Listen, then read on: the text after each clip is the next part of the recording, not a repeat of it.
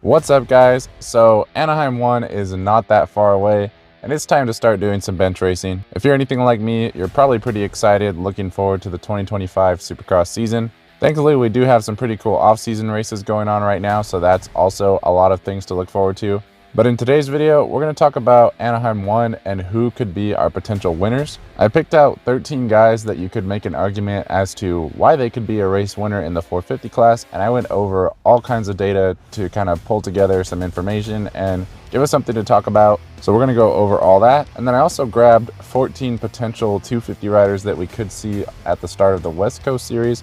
If you guys didn't see it already, I did make a video about who I'm predicting will go onto which coast. Obviously, this is not official, it's speculation, but based off of my list, I picked out 14 of those guys, and we will also quickly talk about who might win that race. It is going to be a little bit harder to speculate about the 250 class since we really don't know for sure who's going to go where, and we also don't have a lot of data on these guys as they're relatively new to the sport. But as I said, I did go over quite a bit of data for the 450 class, so I'm pretty excited to bring that to you guys. So with all that being said, let's get into it. Alright, so the first thing we're going to get into is obviously the 250 class. Like I have said, it's just going to be some speculation. So the list of 14 riders that I have potentially going west is going to be Haiden Deegan, Nate Thrasher, Pierce Brown, Joe Shimoda, Julian Beaumer, RJ Hampshire, Ryder DeFrancisco, Levi Kitchen, Garrett Marchbanks, Ty Masterpool, Jalik Swoll, Jordan Smith, Max Volan, and Jett Reynolds. Now, before we get too far into this, I know a lot of people are going to freak out and say that, oh, Haiden said he's going east, and I know I got a lot of that on my prediction video, but I've heard some different things, and I'm just going to stick to my prediction. If I'm wrong, then so be it. Now, obviously, we did just see Haiden dominate pretty much the entirety of motocross and super motocross, so he would have to be the favorite going into Anaheim 1 if he is racing it. So really, I think the way we need to approach this is just guys that you can make an argument that would be able to beat him. Now, at first, that might sound like a little bit of a tall task, but if you look at it a little bit deeper, there's actually quite a bit going on, and if we did have this exact list, there's quite a bit of potential for that to happen. So looking at RJ Hampshire, he will be your defending champion, so that right there speaks volumes, and obviously we cannot count him out as a potential race winner. You put RJ right out in front of Haiden, and it's going to be hard for Haiden to get around him, and I wouldn't put it past RJ to be able to pass Haiden if the circumstances were right. Another guy that you could definitely argue could give Haiden a good run would be Levi Kitchen.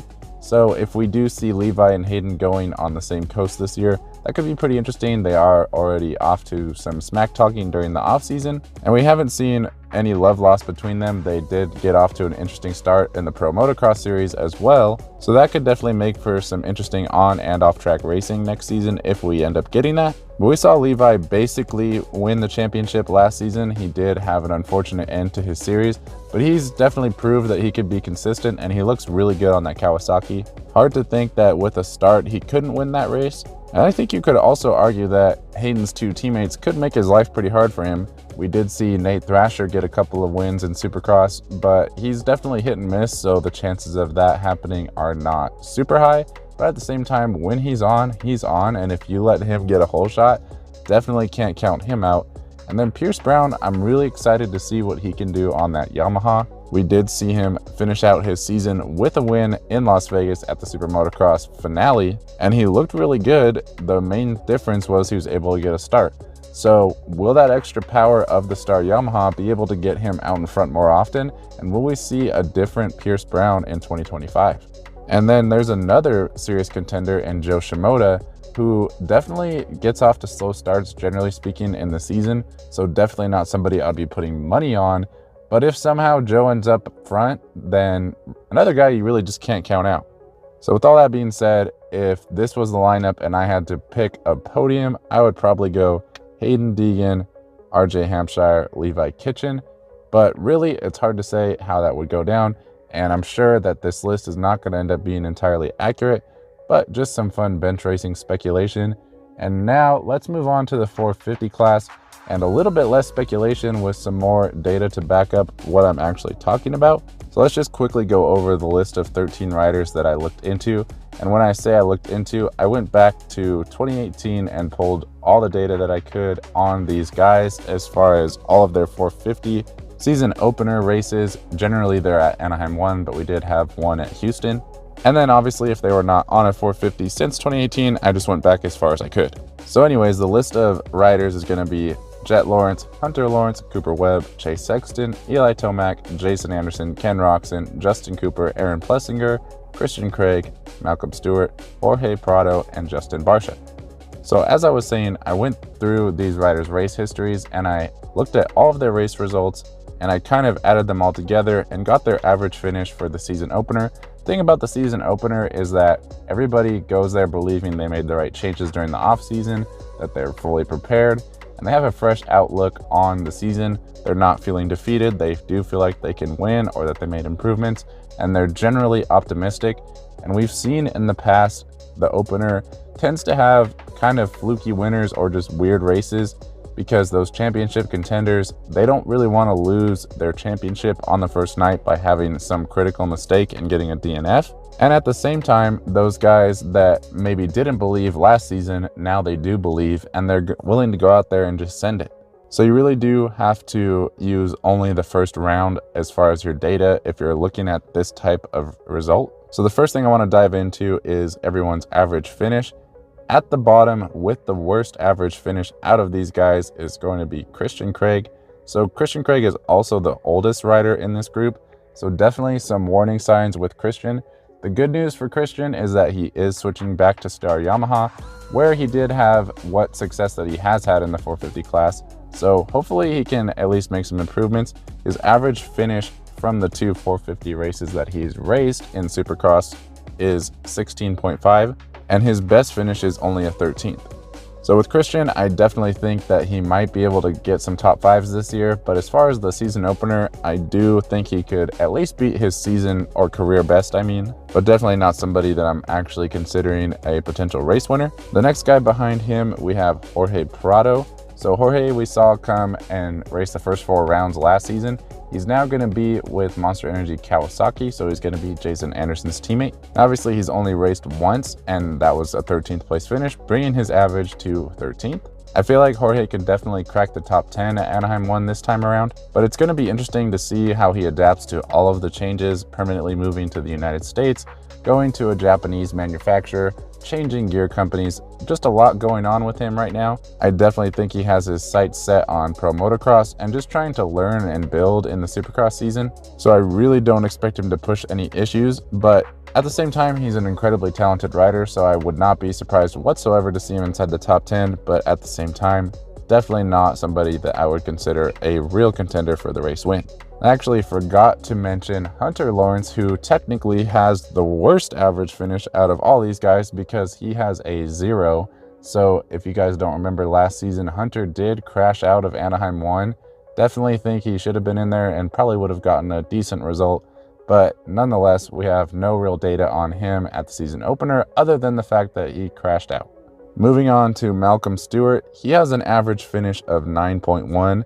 So he doesn't have all the data points of some of these guys, but he does have 6 results. His best finish was a 5th, and like I said, his average finish is 9.1. So looking back at the last couple seasons on the Husqvarna, he's only been able to turn in a 16th and 11th, but we did see a great flash of speed a couple years back when it looked like he was probably going to win before he made that crucial mistake. So we definitely know Malcom can get it done.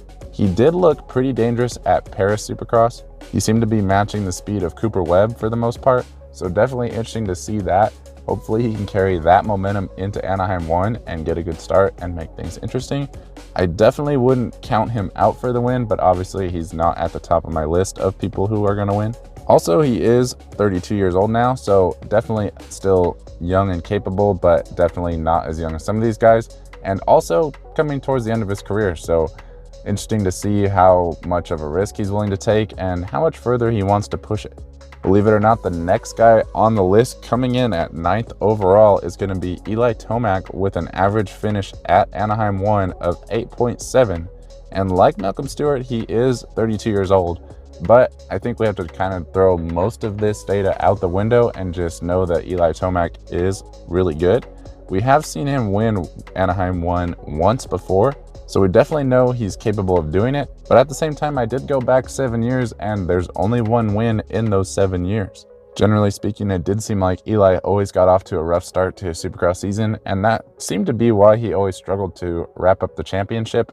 He always won so many races and never seemed to bring home the championship. But we did see a pretty drastic change when he went to start Yamaha, and he does seem to be fully recovered from that Achilles injury, so hopefully Eli can come in swinging. He looked absolutely fantastic towards the end of the season, and even in the off-season races so far, he's looked really good as well. So I definitely think that he has to be towards the top of the list of race win contenders, but it's interesting to see that the data does suggest otherwise. I do also want to note that obviously all of this data is not necessarily the same, because some of these guys don't have as many years of racing as the others. So it's not like it's an apple for an apple. There's definitely some oranges in here, but I still thought it'd be interesting to compare. The next guy on the list is going to be Justin Cooper, who we saw make his Anaheim 1 debut last season. He did race a little bit of Supercross the year before, but he was not there for the season opener. So last season, Justin got 8th at the season opener, and that was a pretty stacked season opener. So the fact that he's able to keep building and get closer and closer to being on the podium throughout the season, and eventually became a solid top 5 and podium contender by the end of the season, definitely somebody who I would expect to be fighting for a top 5 and maybe even a podium at the first round. He's been staying relatively healthy and super consistent, so he has to be able to have a reasonable amount of confidence at this point. I would still pick the majority of the guys left on this list over him to win, but at the same time, you definitely can't count him out of being a podium contender. The next guy on the list with an average finish of 7.8 is going to be Aaron Plessinger. So Aaron only has 6 years of data, which is still pretty good, and interestingly enough, his best ever finish was last season with a 4th place, so that definitely helped to bring his average down just a little bit. He's definitely been trending in the right direction in Supercross. We did see him get his first ever Supercross win shortly after the season opener at Anaheim, and we have also seen him progressing more and more in the right direction in the Supercross. He's also significantly younger than some of the veterans like Eli Tomac and Malcom Stewart. He's only 28 years old, so definitely a slight age advantage there. He's got some of that veteran experience, but also that youth still on his side. Could be an interesting combination. I definitely don't think he's going to win the race, but at the same time, definitely can't count him out. Realistically, he's probably going to be right around that top 5. The next guy on the list who does have all 7 years of data is going to be Jason Anderson. So Jason Anderson comes in just slightly under Aaron Plessinger with an average finish of 7.5. But Anderson's been a lot more all over the board. He has a 2nd place finish sandwiching on either end of the 7 years. And then in between, he has a 14th, a 5th, a 15th, a 10th, and a 7th. So really hard to say what we're going to get out of Jason Anderson. He has won quite a few races a few years back, and he is a past champion of the class. So he knows how to win 450 Supercross championships. He knows how to win 450 Supercross races. It has been a while since he's done that, and he's never won the season opener. So definitely not at the top of my list. But like I said, he did get 2nd behind Jett last year. Could Jorge Prado and that extra spark that he brings add the little bit of pressure to Jason to really get him going in that right direction and get him where he needs to go to finally get over that edge and finally get a season opener race win? Next, after Jason Anderson, we have Chase Sexton, who has an average season opener finish of 6.25. And Chase, he only has 4 years of data, so definitely not as comprehensive as some of these other guys. He's only 25 years old, so he does seem to have some pretty good experience. Like I said, he's had 4 years of season openers. He is 5th overall on this list as far as average finish, so definitely not too bad. He's somebody who should be taken seriously. We saw Chase do really well in pro motocross, and he also showed some flashes in Supercross last year, but generally he's struggled with bike setup. So it's going to be really interesting to see if they can get that turned around. Aaron Plessinger did end up winning a Supercross and generally looked comfortable on the KTM in the Supercross season, and Chase just seemed to struggle with the KTM all season. Looking at his finishes though, he is trending in the right direction at season openers. He started off his career with a 14th, and then he dropped that down to a 5th, and he's been on the podium ever since. So definitely we saw last year that he had just started riding that KTM, and he wasn't looking too good, but by the time Cooper Webb ended up crashing, he was right there to capitalize and get on the podium. So could we see a similar performance, or will we see a more dominant performance out of Chase Sexton? If I had to pick, I would say he's probably going to be a little bit more conservative at the season opener and just looking to get through with something solid. But at the same time, Chase Sexton has the raw speed to go out and beat just about anybody at any race at any time if things are clicking. So definitely somebody who is more towards the top of my list of potential race winners. But at the same time, it just doesn't quite feel like it's going to be his year this year. The next guy on the list in 4th overall is going to be Cooper Webb, who has an average finish of 5.2. So pretty good average finish here from Cooper Webb, especially considering I went all the way back to 2018 when he was really struggling to find any kind of good results in Supercross or just in general. That was all the way back when he was still on Star Yamaha the first time, and things weren't really looking that great for Cooper Webb. Now, obviously, he did end up being a Supercross champion and really turning things around. But interestingly enough, he's actually never even won the season opener. He does have a pair of 2nd place finishes and also another podium, but really never been one to come out and set the world on fire at the season opener. He did look exceptionally good at the first round last year, but he ended up going down. It's hard to say if he was riding over his head or what exactly happened. That was kind of a weird jump that he crashed on. He did show some pretty interesting signs of life and some pretty gritty riding at the Paris Supercross.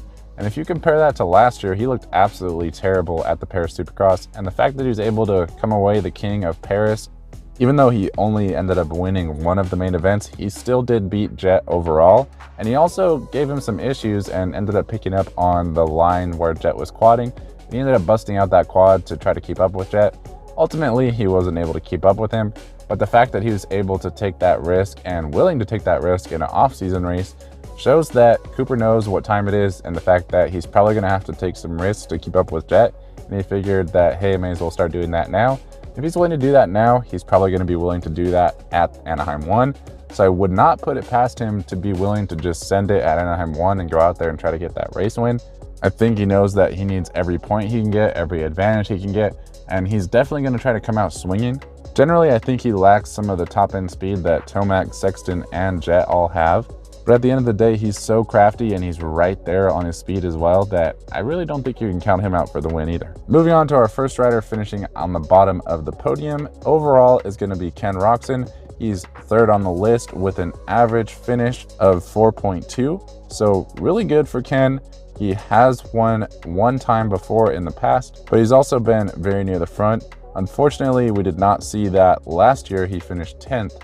And that's really what brought his average down this far. If it wasn't for that finish, he would have had a much better average, obviously. Now, Ken is also getting up there in age just a little bit. He just turned 30, so he's definitely got that experience. He's not quite youthful anymore, and obviously he's been through a string of injuries. So it's going to be interesting to see exactly how much longer he chooses to stay in the sport. There are a lot of rumors about him potentially going to Ducati when they get here. That'd be really cool to see, but right now we're talking about 2025. I really don't think that he's going to be winning the season opener. That'd be really cool to see, but I just don't see it happening. Hopefully he can get his traditional race win at some point during Supercross. Always love to see Kenny up there on the top step. And the data does point towards him being near or on top of that top step. And the final rider on the list that is not named Jett Lawrence, interestingly enough, a lot of you may have guessed this, but a lot of you probably did not. The best average finish that is not Jett Lawrence is going to be Justin Barcia with an average finish at the season opener of 3.8. Looking at his finishes, he absolutely dominated the season openers for quite a long time, and he's really only struggled the last couple years. Last year he got 7th, the year before that he got 11th. So if he could have got podiums in those races, I can only imagine how good his average would be then. But looking back all the way to 2018, he got 3rd. Then he won the next 3 years in a row, backed that up with another podium, and then, as I mentioned, he finished 11th and 7th. So going to be really interesting to see if Justin Barcia can bounce back this year. Definitely going to be tough to do. The field is looking to be absolutely stacked. But if there's one guy in this field that knows how to win season openers, it's Justin Barcia. He's literally the only person on this list that has done it multiple times, and he's done it 3 times at that. Now, he has struggled with quite a bit of knee problems and things like that took him out of the end of motocross and super motocross. So we're going to have to keep an eye on exactly how he's recovering from that. As of right now, it looks like he's recovering just fine. He's been doing his rides and everything seems pretty normal, but he is getting up there in age. He's also 32 like Malcom Stewart and Eli Tomac. So again, the question becomes, how much longer does he want to do this? How much is he willing to risk it? He has a beautiful family and a future to think about.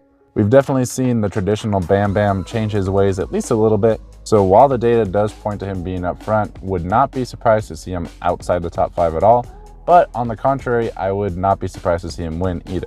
And then of course, at the top of the list, we have Jett Lawrence, who won his first ever Supercross race and won the season opener last year. He only has 1 year of data, and that is a win. We've seen Jett be the fastest guy pretty much everywhere he goes. You could make some arguments about Motocross of Nations, but in general, Jett always seems to be the fastest guy. He's always hitting the big lines. He's crazy, he's fast, he's young. He's only 21 years old, long career ahead of him, and he's already eyeballing things like getting the most ever Supercross wins and crazy stuff like that. So he's definitely confident and definitely capable. Hard to bet against him, but at the same time, with the field this deep, if he doesn't get off to a great start, definitely going to have the odds stacked against him. But at the very same time, it's also really hard to bet against him. So if I had to pick based off of this list, we're gonna have to go all the way down to the top 5 because this is a very deep list. I would probably have my picks go Jett Lawrence on top, Eli Tomac in second, Chase Sexton in third, Cooper Webb in fourth, and then Jason Anderson rounding out your top 5. So that's the data I got on these guys. I'm curious what you guys think. Who do you think is going to win Anaheim 1, and who do you want to win Anaheim 1? Well, let me know down in the comments below. Thank you guys for watching, and I'll see you in the next video.